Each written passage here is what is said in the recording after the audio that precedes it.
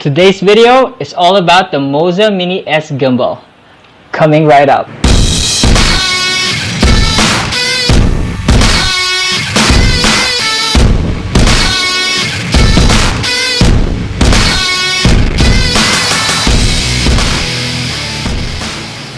Today is gear review day. In this episode, we're gonna take a look at this bad boy right here, the Moza Mini S Gimbal, and we're gonna check out if this gimbal is worth buying or not.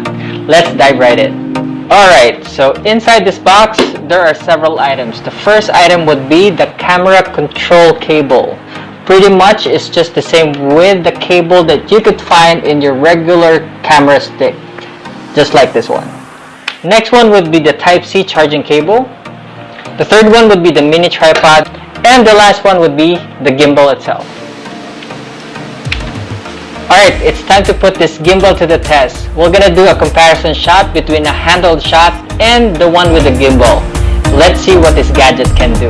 Let's go. Here's a walking shot without the gimbal. And let's compare that with a walking shot with the gimbal.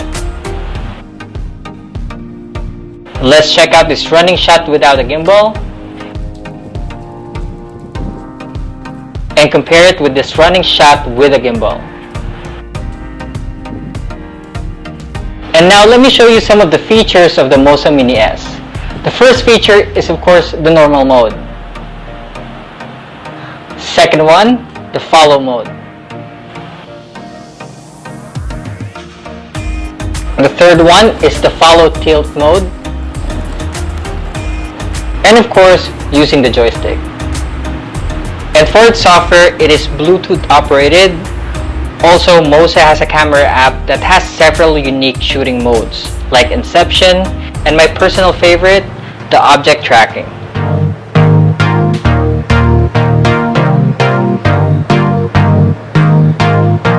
So for the moment of truth, we are gonna go ahead and check out the pros and cons of this gimbal. We're gonna start with the downside of this gimbal. So the first issue that I saw was the alignment. Maybe it was my fault because I didn't balance it properly. But after taking several videos, I saw some bit misalignment on the horizon. It's not a big deal, but if you're serious about videography, it could be an issue to you. So my advice is that always turn on your grid and always check out the horizon if you're balanced. Now the second thing is the casing.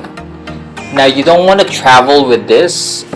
It's a cardboard and if it gets wet there could be problems. Yes, they provided a pouch, but with this type of gadget this is very sensitive. So I would rather want to have a case that has this foam in it. Yeah, this case. That way it's very secured. But the thing is, this one is cardboard, and if this gets wet, you will have a problem. So if Moza only made this as maybe like a plastic or anything that would be waterproof, that would be the best. So the third issue that I have with this gimbal is the joystick. So the joystick for me is too fast. Maybe there's a way on how to control it. If you know how to do it, please leave a comment down below. But for me, I think it would take a while for a person to get a hang of using this stick. So for my fourth issue, it's very simple. It's the charging cable. It is Type-C. So if you have a phone charger, which is a Type-A, you will have a problem. Look how short it is. If you need to charge your gimbal, you need to either have an extension or buy another one of these, or your outlet is very low. But it's very simple to fix. You have to buy one of these. Still a headache. Now for the next issue is the Inception mode.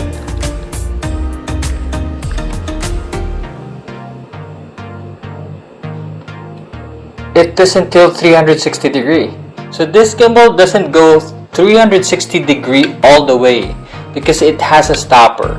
So the main purpose of an Inception shot is to do a 360 degree shot, but since it doesn't do that, I'm not sure why they're calling it an Inception shot. So next issue is the battery.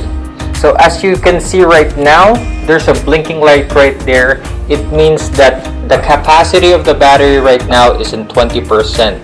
Now I fully charged this earlier, and it says on the booklet it's going to work up to 8 hours, and it's only been 3 hours. So I'm not really sure if this would stay up to 4 hours from now. Now, one of the coolest shot that you could do with the gimbal is to do a underslung or a low shot, and unfortunately this gimbal cannot do that.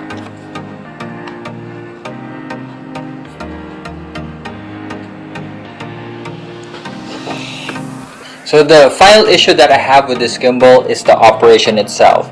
For a first timer, it could be very hard for you to use this because you have to memorize on how to use this trigger right here. Tapping one, tapping twice, it's a different feature. Using this circle right here, there are several features when you use this, and the app itself has its own thing that you have to learn how to use. So for me, there are so many good features in this gimbal that I'm not really interested in using. So I'm gonna use this gimbal for its main purpose, and that's for stability. Now let's go to the positive things about this gimbal. So the first thing that I love about this gimbal is that it's light. It's just 0.5 kilos, half a kilos. So if you're planning to vlog all day, you will not have any problems carrying this around. So number 2 is its price point.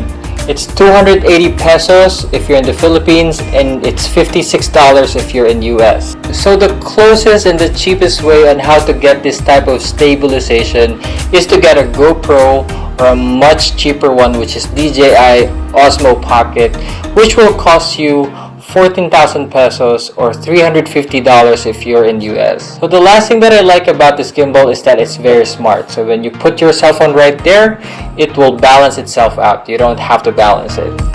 Oh, almost. Alright, so the question is, do I recommend this gimbal?